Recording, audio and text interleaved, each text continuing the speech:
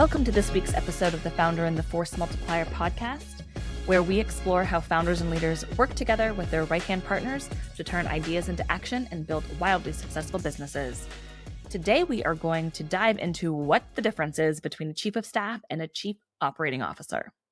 So about 7 or 8 years ago, when I was beginning to explore where I wanted to take my career next, I did a ton of research into the career paths of the executive assistant, the chief of staff, and the chief operating officer, or COO.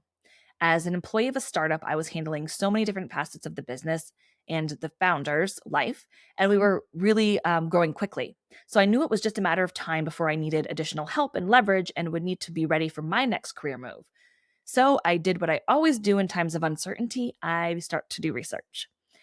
What I found during my research remains true years later. These C-suite right-hand shotgun leader positions are complex and nuanced. The chief of staff role kind of hangs out in the middle between the EA and the COO and can flex and morph to serve the function of either, if necessary. However, they are still three very distinct and valuable roles to any organization. I realize that in large corporations, this may be a no-brainer, but as a self-taught chief of staff who works with and coaches and consults for other small business owners and entrepreneurs, it's a real issue when they have the budget for only one hire, yet are unsure if they're looking for a chief of staff, an EA, or a chief operating officer, and they may want to have all three in one person. I'd like to make sure that we are clear on these roles so that leaders can make the right hire at the right time for their business, and so that individuals like me can clearly understand the career paths available to them. I covered the difference between an executive assistant and a chief of staff in some of our blogs on our website, which you can check out at founderandforcemultiplier.com/blog. So today we're going to dive into some of the main differences between a chief of staff and chief operating officer. Here are some of the main differences between these two roles. The chief of staff serves the leader first. The COO serves the organization first. This doesn't mean that either role serves their primary stakeholder to the detriment of the other. It simply means that they have different primary responsibilities. The chief of staff's focus is on maximizing the effectiveness of their principal, while the chief operating officer's focus is on maximizing the effectiveness of the company through operational oversight and leadership. A COO can operate independently of a leader. Simply put, the role of chief of staff does not exist without a CEO, president, COO, chairman, or other senior C-suite executive. Their position is inextricably linked to that of their principal. A COO, on the other hand, is often serving the best interest of the organization or the board in ways that the chief of staff is not.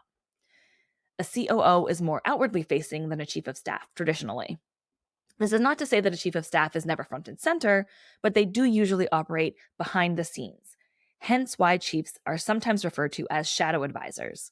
A COO, particularly when they serve as a president and COO, which can often be the case, is outwardly facing and regularly provides public messaging inside and outside of the organization. A chief of staff and the CEO share a team. The COO has their own team. A chief of staff rarely, if ever, has direct reports, though perhaps a team of EAs or other administrative professionals within the executive office. A chief of staff works with and through the same team that the CEO does, other senior leadership team members. A COO has their own team and direct reports, such as VPs, directors, and managers. A COO might have their own chief of staff, and a chief of staff usually doesn't have any formal direct reports, like I mentioned before. In addition to the team referenced above, a COO may actually have their own chief of staff to maximize their effectiveness and handle the complexity in the role, particularly in a large company. A chief of staff does not and rarely has any direct reports at all, like we talked about. All three positions, executive assistant, chief of staff, and chief operating officer, are valuable team members in the C-suite, and each position has the CEO's back in a different way.